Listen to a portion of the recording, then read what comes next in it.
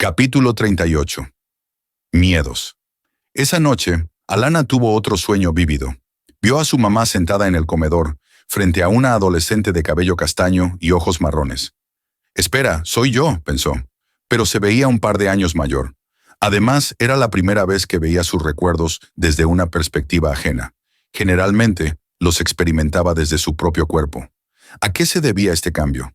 Bajó la vista, intentando verse a sí misma, pero no vio nada. Era como si no tuviera cuerpo. Veía, pero no existía.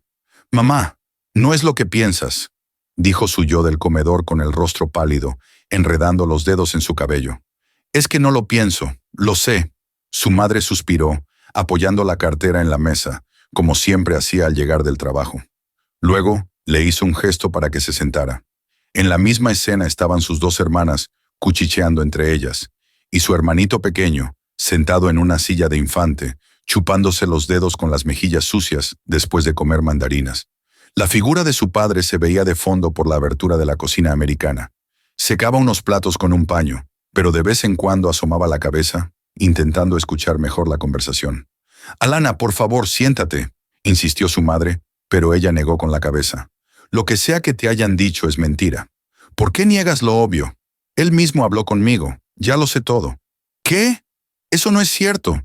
Seguro es mentira, seguro». Movió la cabeza rápidamente hacia su hermana, Melanie.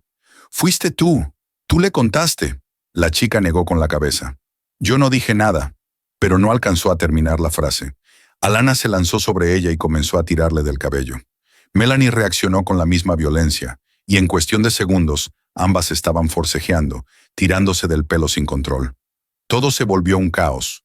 Papá salió de la cocina tratando de intervenir mientras que su madre alternaba entre atender al pequeño niño que se puso a llorar y a la otra hermana que tenía ambas manos sobre su pecho, presa de sus habituales crisis de ansiedad.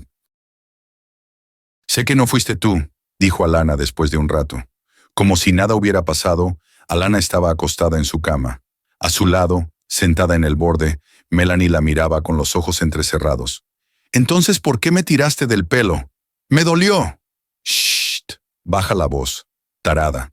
Solo quería desviar la atención. Es un tema molesto y que mamá lo saque ahora, después de tanto tiempo».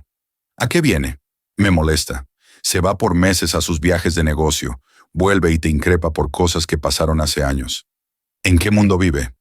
Eso sigue sin justificar que me tiraste del pelo y me dolió». «Lo siento.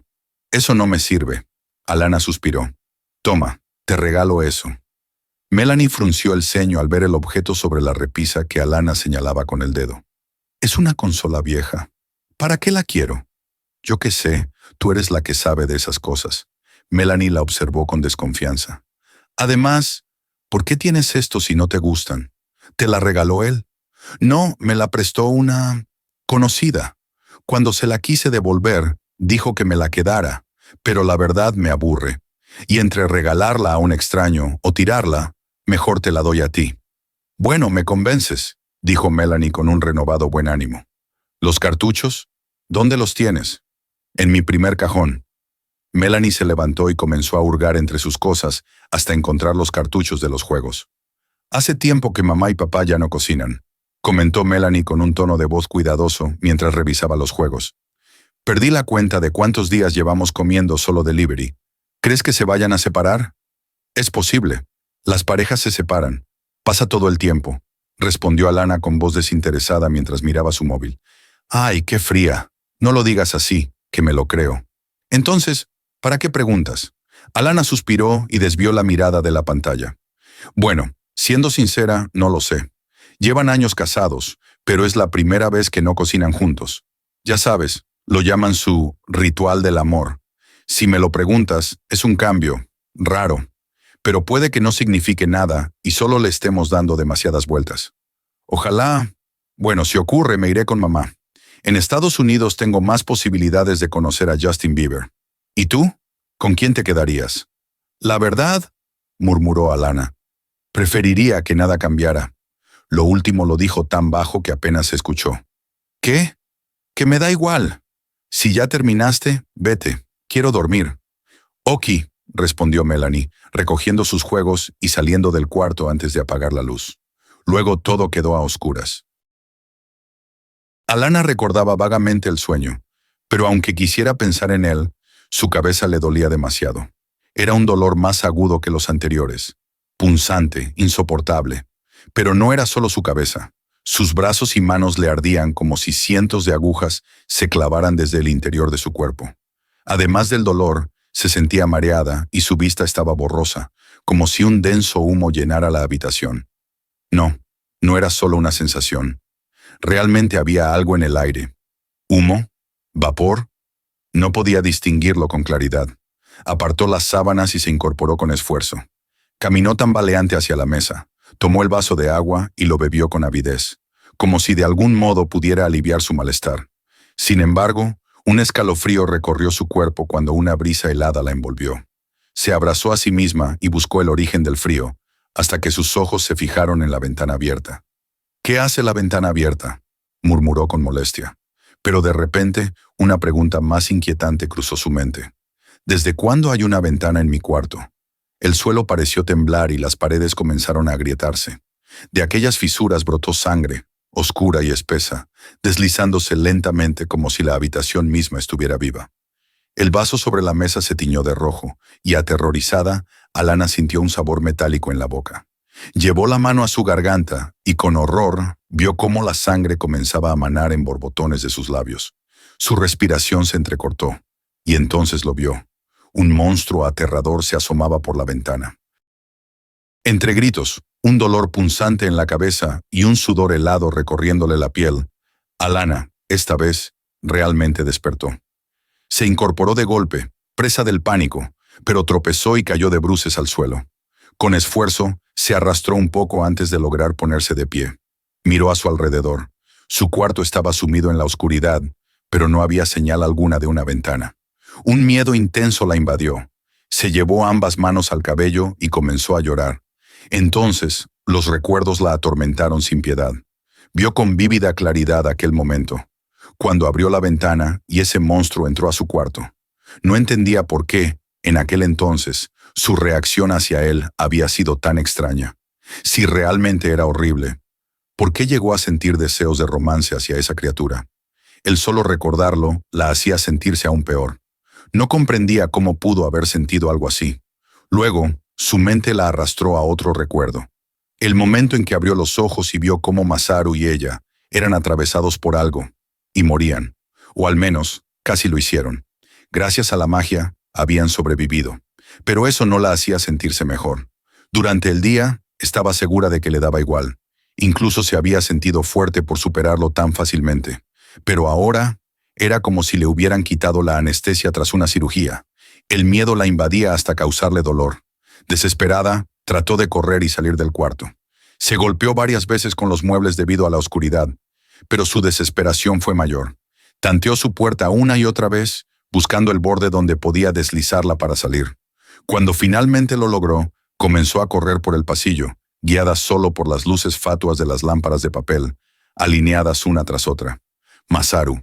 Tenía que buscar a Masaru. Él podía ayudarla. Sus pasos la llevaron hasta la biblioteca, pero entonces se detuvo. Miedo. Horribles recuerdos la invadían. Miró a su alrededor cada vez más desesperada. ¿Cuál era el cuarto de Masaru? No tenía cómo saberlo. Nunca le preguntó. ¿Por qué no lo hizo? Si había una emergencia, ¿cómo iba a contactarlo? ¿Por qué se confió tanto? Cayó de rodillas y agachó la cabeza, sin poder controlar más su miedo. Entonces, una sombra cubrió la poca luz de las antorchas. «Alana, ¿qué ocurre?». El silencio del bosque nocturno era interrumpido por el crujir de sus pisadas sobre la nieve y el suave susurro del viento que mecía las ramas de los árboles. De vez en cuando, algún que otro animal nocturno se escabullía en la penumbra, buscando pasar desapercibido ante su presencia. Masaru seguía hundido en sus pensamientos sobre sus lazos familiares. Aún le costaba creer lo rápido que había cambiado su relación con sus hermanos. Una sonrisa se dibujó en su rostro al recordar la trampilla de madera que le habían mostrado el otro día. Una entrada secreta para volver al templo por la noche, incluso cuando todo estaba cerrado. ¿Cuántas noches pasó durmiendo a la intemperie por no saber que existía? Se sintió un idiota al pensarlo. Pero bueno, mejor tarde que nunca. Aunque tampoco es que tuviera mucho tiempo para disfrutarlo.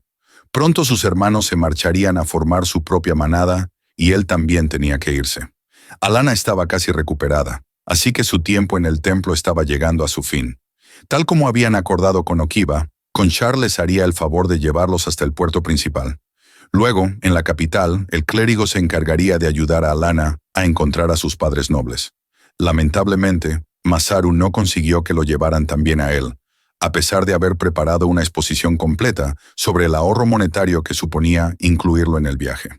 Incluso había asignado precios a sus habilidades y detallado los aportes que podía ofrecer. En ese entonces, su discurso hacia Conchar fue el siguiente. Con mi fuerza, puedo hacer el trabajo de 3 hombres. Además, los animales me obedecen, así que no importa qué tipo de montura necesites para tu carruaje. Cualquier caballo, aunque no sea pura sangre, puede rendir como si lo fuera gracias a mi guía. Mientras pensaba, bueno, en realidad, nunca he visto un caballo en mi vida más allá de los libros. Pero si puedo intimidar lobos con mi aura, ¿por qué no caballos? No puede ser tan diferente, ¿verdad? Y si lo es, ya veré cómo arreglarlo. Luego siguió hablando. También sé leer y escribir. Puedo cumplir esos roles si lo deseas. Sé matemáticas y pensamiento.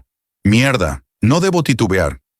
Siguió diciendo, puedo cazar mi propio alimento, incluso traerles comida a ustedes, asarla al fuego. Puedo encargarme de todo eso. Ah, ¿y para qué decirlo? Puedo protegerlos.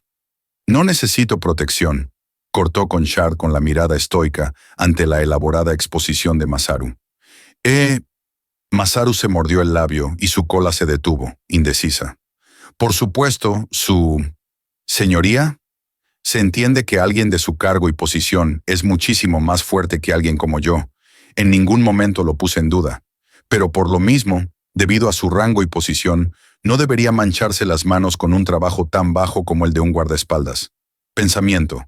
Muy bien, me salió bien. Ahora el toque final. Incluso quienes lo acompañan también tienen cargos relevantes. El pensamiento. Mierda. ¿Cómo se llamaba el cocinero? Siguió hablando. Su servidor, que llegó hace poco, entiendo que también es de la nobleza. Alana y Misa son damiselas que tampoco deberían exponerse a dicha función. Por lo tanto, mi presencia sería más conveniente que contratar a un mercenario desconocido con intenciones cuestionables. Solo hasta el puerto, lo interrumpió Conchard, alzando una mano para que se callara. No te voy a costear un pase al portal. La capital es segura, así que no tendrías ninguna función en ella.